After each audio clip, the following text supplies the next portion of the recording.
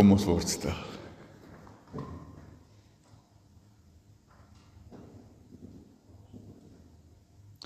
Laat die woorde van ons mond en die oordeenking van ons hart welbehaaglik wees voor U aangesig, Here ons God en ons Verlosser. Amen. Gemeente, genade vir julle en vrede van God ons Vader, van Christus Jesus ons Here en van die Heilige Gees. Ons skrifgedeelte is dieselfde wat ek nou gelees het, Romeine 12, wat ook die wet van die Here vir ons vanoggend was, maar voor ons dit saam lees, kom ons bid. Here, ons dankie dat ons nou kon sing van U genade, van U liefde. Here, dankie dat ons in U kan glo, ons het dit nou bely in die woorde van die geloofsbelijdenis van Nicea. Here, dankie dat ons het saam met die kerk al vir honderde jare kan saam bely, en ook vanoggend weer. Dankie vir die geloof, Here, wat U aan ons geskenk het deur U Heilige Gees, wat aan die kerk geskenk is, Here, op Pinksterdag. Ons prys U, dat ook ons U Gees ontvang het. O Gees van God, ons bid dat U in ons sal werk, dat U in ons sal woon, dat U vir ons elke dag nuut sal lei op die pad agter die Here Jesus aan. Dat ons sal groei in heiligmaking, al meer en meer sal word wat ons moet wees, kinders van God,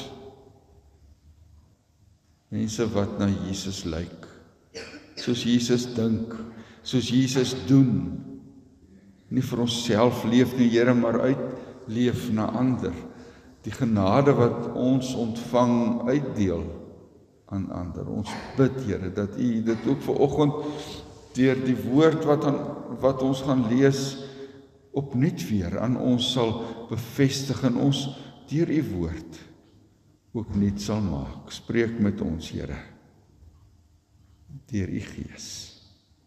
Amen. Romeine 12, ek lees net die eerste 2 verse. Broers, op grond van die barmhartigheid van God, roep ek julle dus nou op om julle liggame beskikbaar te stel as 'n offer, wat lewend en heilig is, en vir God aanneemlik is. Dit is julle sinvolle godsdienst. Julle moenie aan hierdie wêreld gelykvormig wees nie, maar verander word deur die vernuwing van julle denke, sodat julle goed kan onderskei wat die goeie en aanneemlike en volmaakte wil van God is. As iemand jou vra, jong, maar verduidelik vir my, wat is godsdienst? Wat beteken dit om 'n godsdienstige mens te wees? Wanneer beoefen jy godsdienst? Ek dink die eerste ding wat by baie van ons opkom, sal wees dat jy met godsdienst besig is wanneer jy Bybel lees en bid, of wanneer jy vir die Here getuig, wanneer jy in die Sondagskool is, en veral ook wanneer jy in die kerk is.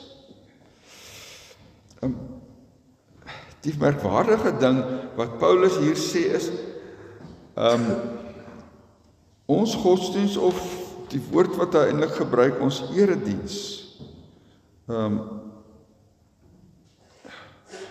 hierdie vers 1, dit is julle sinvolle godsdienst. Daai woordjie godsdienst kan jy ook met erediens vertaal. Diens aan God. Ons sinvolle godsdienst, sê hy, is nie net om kerk toe te gaan nie, maar bestaan daarin dat ons onsself as lewende en heilige offers aan God gee. Sê dit hier.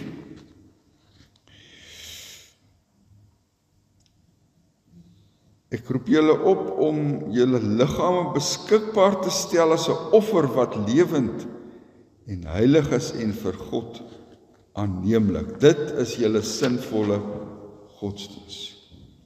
Ons diens aan God, is nie maar 'n paar goedjies wat ons moet doen. 'n Paar dinge wat jy kan aftik op 'n lysie elke dag nie, of elke week nie. Soos kerk toe gaan en stilte tyd hou en dankoffer gee nie. Ons diens aan die Here vra dat ons onsself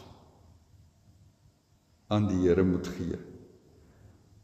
Dit ontsluit ons hele lewe van dag tot dag.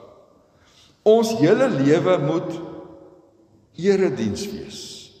Dis julle sinvolle erediens, sê Paulus hier. Dit wat ons hier in die kerk doen, en dit wat ons doen as ons uit die kerk uitgaan en in die week besig is maar verskillende kante van een muntstuk. Diens aan God.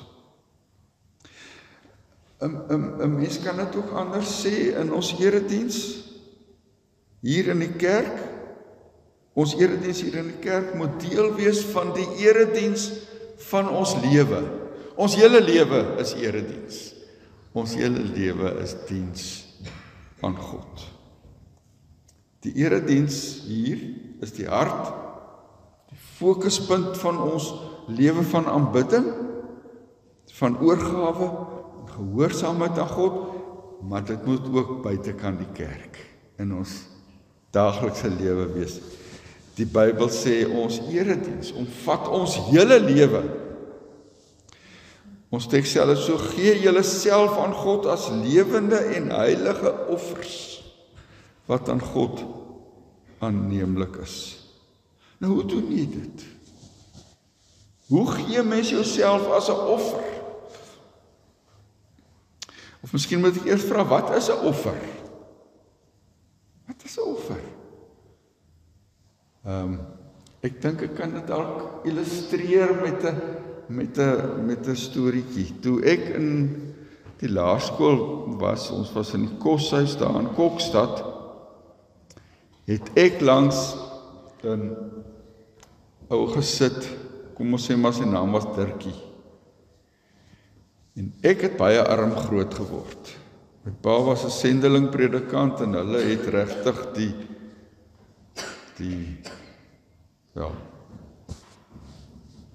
kyk, ons predikante het skale waar volgens ons vergoed word, en toe my pa nou uit die strand uit na die Transkei toe gaan om sendeling te wees, toe val sy salaris weer na die eerste vlak. En daar het dit gebly. So ons het nie geld gehad eintlik vir niks nie. En ek's die derde van seun in 'n ry, so ek het maar my broers so goed geërf. Was baie groot vreugde toe ek my broer wat net 'n jaar ouer as ek is, verbysteek met my lengte en so, want toe het ek meer sy klere geërf het. Maar in elk geval, so, maar Dirkie, wat langs my gesit het alles gehad wat 'n mens se hart kan begeer. Hy het 'n stel van 24 kleurkruite gehad, potloodkruite. En toe op 'n dag, toe kom hy daaraan, toe het sy ma vir hom 48 kruite gegee. Julle, dit was ongelooflik. Daar was silwer en goud en pink en al die kleure wat jy aan kan dink was in daai stel van 48 kruite. Maar nou het hy hierdie stel van 24 kruite ook gehad. En ek stel toe nou vreeslik belang in hoe die kruite lyk en so, want ek het in my lewe nog nooit so iets gesien nie. Toe vra Dirkie vir my, maar wil jy hierdie stel van 24 kruite hê? Ek onthou nog hoe opgewonde ek was oor die kruite wat ek persent gekry het. En ek het hulle daar voor my op die tafel uitgepak, so laat die kleure so 'n reënboog vorm. 24 kruite.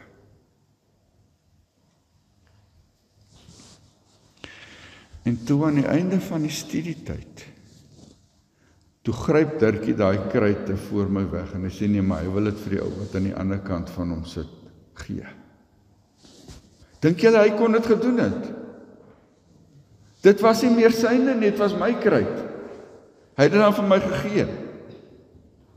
Toe vat hy dit weer. En dit het my hart gebreek. Ek kan niemand in daai kosses meer onthou nie, behalwe vir Dirkie. Ek het so seer gekry. 'n Mens kan nie iets vir iemand gee en dit dan weer terugvat nie. En dis wat 'n offer ook is. 'n Offer is iets wat jy weggee. Dan is dit nie meer joune om daarmee te maak wat jy wil nie. Jy kan dit nie terugvat nie, dit is nie meer joune nie. En nou sê die Bybel, ons moet onsself as 'n offer aan God gee.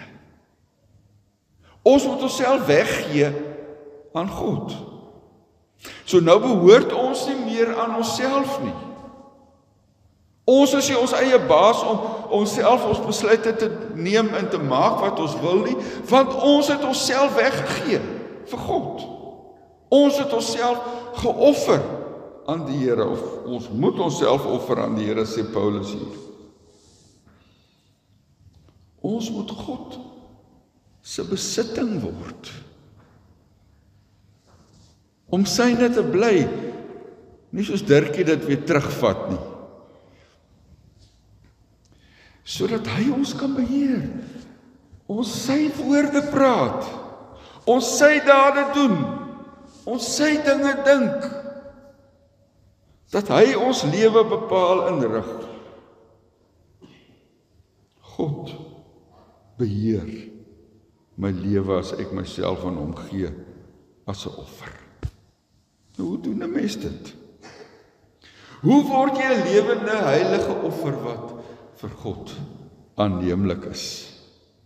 Die Bybel sê, jy moet verander. Hier staan vers 2, julle moenie aan hierdie wêreld gelykvormig wees nie, maar verander word deur die vernuwing van julle denke. Jou gedagtes moet nuut word, moet verander word, sodat jy goddelike dinge kan dink en doen.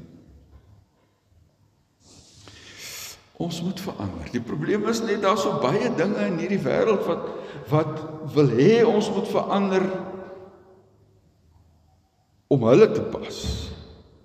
Die duiwel het met behulp van sosiale media en massamedia en flieks en dinge 'n prentjie vir ons, hou vir ons 'n prentjie voor van hoe die wêreld, hoe mense vandag leef. En met elke film wat jy kyk, met elke sepie wat jy kyk, breinspoel hy vir jou om so te begin dink. Anders te begin dink as wat God wil hê. En dit druis in teen wat Paulus hier in Romeine 12 skryf. Hoekom dink julle is dit nie meer snaaks om van egskeiding te hoor? Ek hoor 60% van kinders in Suid-Afrika word sonder 'n pa groot. Hoekom is dit nie meer vir ons snaaks nie? Want dis waar dit begin het, né? Die rolprentsterre en die goed wat hoeveel vrouens, mans het Elizabeth Taylor gehad, 'n horde van hulle, 7 of iets. En dit gee af op mense, hulle dink later agter, dis nie so erg nie. As al hierdie glansmense dit kan doen, dan kan ek dit ook seker maar doen. Ons lewe eenvoudig in 'n siek wêreld, waar ons gewoond geraak het aan verkeerde goed.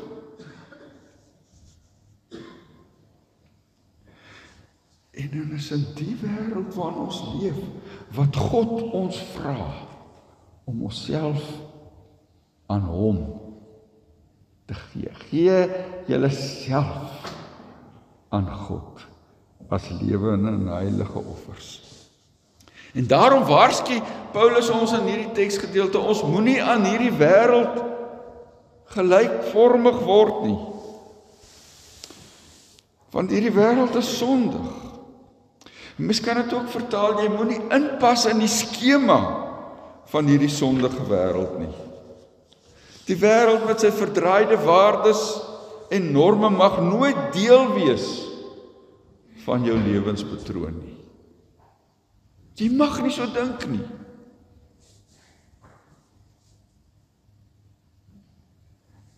Ek lees op Facebook hoe Christene gesels in hulle self verdedig, omdat hulle so baie,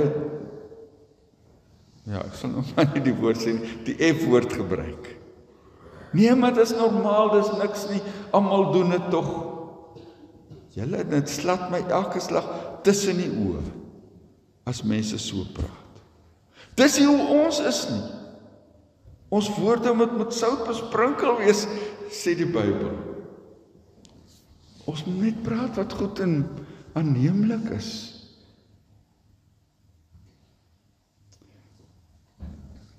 Maar dit is maklik. Dit gebeur maklik dat die wêreld in ons harte inkruip. En dit is moeilik om dit te keer. Dis amper, laat ek maar sê, dis onmoontlik. Elke gelowige wat erns maak met jou verhouding met God sal weet, dat daar so 'n pynlike groot stuk van die wêreld ook in jou eie lewe is. Dit is deel van ons. Dink so aan Abraham se neef, Lot. Hy het mos nou die mooi Jordaanvallei gekies en toe slaan hy sy tente op, daar, tot by Sodom. En as ons weer van Lot lees, as die engele hom kom waarsku, hy moet pad gee met sy huis, dan woon hy binne in Sodom. Die wêreld suig ons in. En ons word deel van die wêreld. En daarom waarsku Paulus ons hier, ons moenie aan hierdie sondige wêreld gelyk word, sê hy, maar laat God julle verander. En ons kan nie onsself verander om aan God te behoort nie, maar God kan. Hy kan ons verander. Hy maak dat ons soos die Here Jesus word, al meer en meer.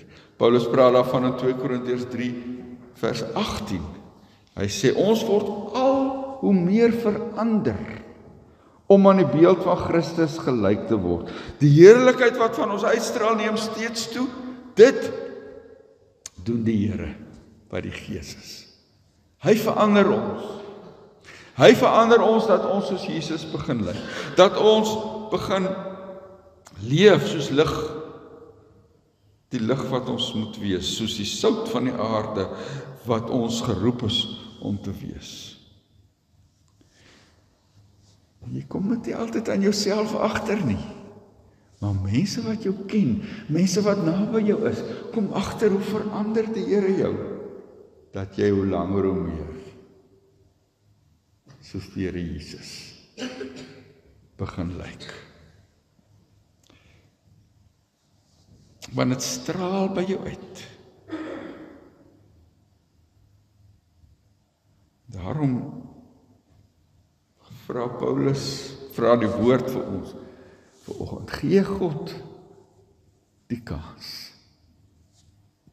Laat hy jou verander. Dan sal elke dag en elke oomblik van jou lewe regtig diens aan God wees. Erediens wees. Uit dankbaarheid vir God se goedheid. Amen. Kom ons bid saam.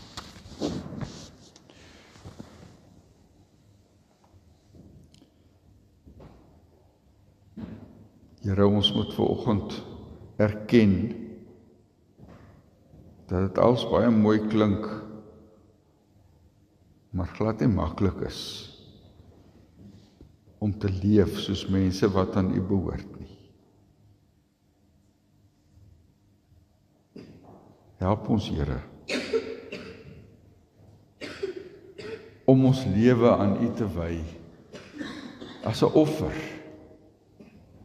Neem van ons besit, Here.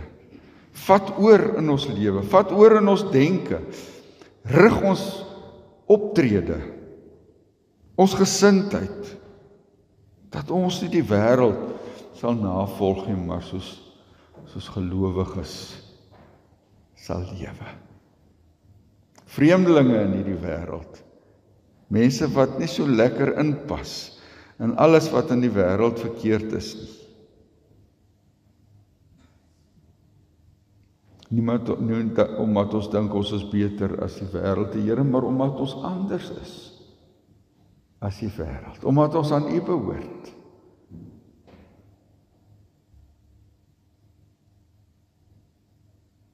Daarom bring ons die week vir U, Here.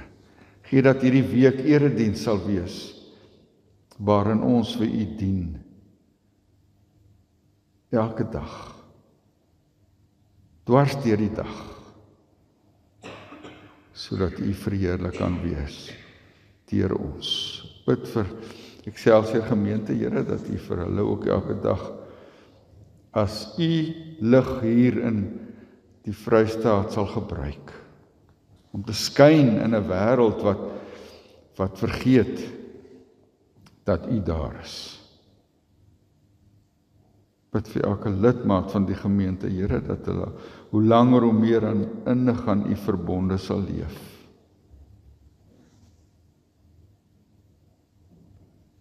Seën ons in hierdie dag. Ons vra dit in Jesus naam. Amen.